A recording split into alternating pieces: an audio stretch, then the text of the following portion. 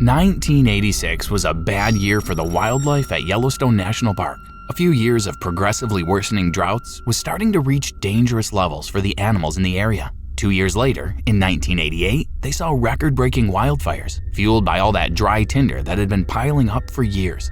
Thankfully, that horrendously destructive fire season was the end of the big drought. But for now, we were long before that final break in the weather. Back in '86, when the spring runoff was at its lowest, when the rains wouldn't come and when the animals were starting to slowly starve. Not that these conditions slowed the amount of visitors that the park got every year, not even in the slightest. Should we even be surprised that the 3 years that fell in the worst of the drought had an unprecedented number of conflicts between humans and animals?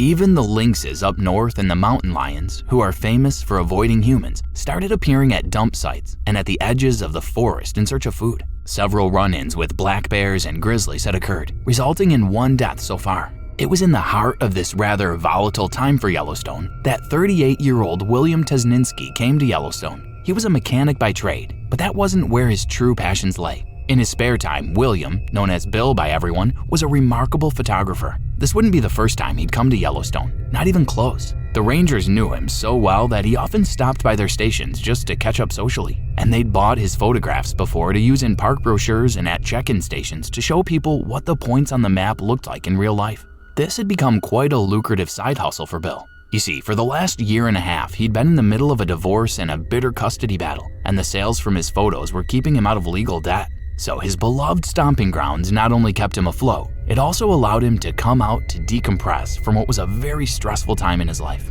This trip was to catch the last yellow, brown, and orange colors of fall before the winter snow came. After this late November to early October trip, he'd leave for 2 months and return in December for the deep snow photography that the park had already contracted from him. That first week went fabulously. Bill got all the shades of orange and yellow that the park wanted for next year's fall brochures, and he even dropped off the film with a ranger for safekeeping in the small rural community of Clyde Park on the 4th of October, before heading toward Cascade Meadows and Crystal Falls for the last batch of photos he needed to do before finishing up. Bill still needed to add the majestic grizzly bears to his portfolio, so he was definitely aiming to finally capture one on film.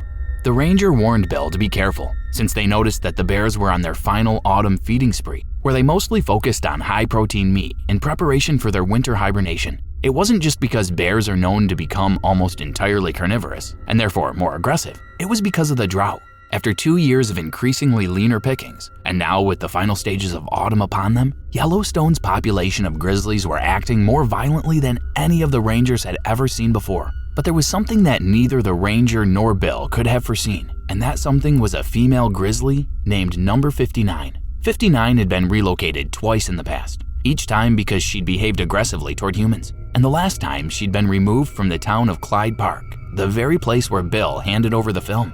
She was relocated hundreds of miles away, in a much more remote area of the park. Not that it mattered much. Number 59 was adamant that this region was her home, and she trekked for hundreds of miles to get back to her old hunting grounds. In the 2 years since she'd come back, she'd made it her specialty to break into people's coolers and unattended packs in search of human food. That year, she was observed with 2 new cubs, and she'd been specifically prolific with her hunting, targeting moose specifically. On the 5th of October, Bill landed in the meadow. He traveled some ways up the nearly empty Otter Creek, hoping that the trickle of water would entice animals to drink there. He set up his tripod, pushed his backpack and some dry grasses into a little pyramid to offer support for his back, and hunkered down, getting ready to settle in nice and comfy for a long day of waiting and watching for the right shot. After a few hours of waiting, he blew his elk bugle, hoping to bring a few elk closer with the whistle that resembled the elk's mating call. It worked, a little too well. A male in the nearby vicinity perked up and headed over, ready to defend his territory from this strange new arrival. Only that bull happened to be stalked by Number 59 too, and she followed him into the clearing, her cubs stowed away in the hollow of a tree, waiting for their mother to bring them food. Bill couldn't believe his luck when he saw the grizzly coming up behind the elk. Going flat on his belly, he crawled closer. He had the tripod in hand, scooting it with him, 1 foot closer at a time, hoping he'd be able to get a shot of the bear attacking the buck. Bill was smack in the middle of the two, the elk 50 yards to his left and Number 59 about the same distance to the right. 59 picked up speed, ready to go in for the kill. The elk halted, saw what was coming, and took off across the meadow, running for its life. But she wasn't going for the elk anymore, not when a slower target was right within reach. Bill's camera was clicking away madly, catching her every stride. And then it hit him. She wasn't hunting the elk at all. Number 59 was gunning straight for Bill. The last photo was taken when she was just 10 yards away. And then she struck, bulldozing right through the tripod, smashing the camera under her enormous paws and ramming into Bill with full force. Her claws clamped around his shoulders, crushing bone, tearing right through his jacket, and her muzzle snapped over Bill's unprotected face. The meadow erupted in agonized screams, sending a flock of birds rising from a clump of trees in fright. Bill instinctively grabbed onto the enormous head, but it was no use. 2.5-inch teeth were stripping his cheeks from his skull. The pressure was so great that Bill's left eye burst inside his socket, and he heard his skull crack inside his head. She reared back and bore down again, this time getting Bill in the neck. Bill pushed, scratched, and punched as best he could. His attempts were surprisingly valiant for a man with half a ton's worth of weight pressing down on him. But her teeth sank in, shutting off all air and snapping the vertebrae in his spine. And then the pain disappeared, and everything went black. Lack of air rendered him unconscious before his other injuries took his life. Blood loss, heart attack due to shock, brain hemorrhage, or a combination of the three. There's no telling what killed Bill in the end. No man is made to withstand an assault from a mother bear who's facing starvation. The next morning, rangers found Bill's truck at the turnoff to the meadow, and they recognized it immediately as belonging to their old friend. They just figured he was camping close by, and their first intentions were only to check up on him. They certainly didn't expect to find a fully grown female grizzly with a human leg in her mouth, with the blood-splattered tennis shoes still on the foot. They turned around, radioed it in, and waited for the other rangers with the appropriate firearms to arrive. When they got back to the clearing, number 59 was already gone. The traps were set and the evidence collected. From the get-go, they were sure that there was at least one cub at the scene, narrowing down their search to only females with young. Bill's remains were scattered around a 15-foot radius. Clearly, he'd been torn to pieces, more common among juveniles that don't quite know yet to act fast as possible before another scavenger kills them for their catch. The tripod had fur trapped in its bent-up leg, and there was plenty of bear scat around, making a DNA match much easier.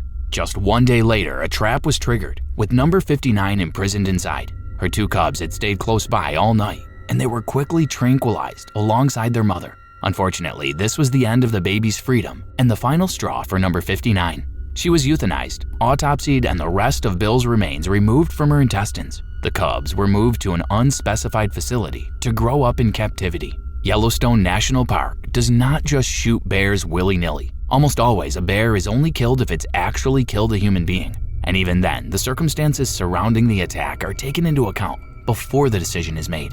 Just look at how many opportunities they tried to give number 59. On several occasions, she'd been a threat to humans, actively seeking them out. They had exhausted every option available to keep a perfectly healthy breeding female alive. Unfortunately, her cubs, even though they obviously hadn't killed Bill, had tasted human flesh too, and now they had to suffer the consequences, a life of captivity for the sins of their mother. Just in case that one meal had awoken the taste for man in them, it was deemed too risky to release them back into the wild at a later stage, or else they might end up serving someone else their final affliction.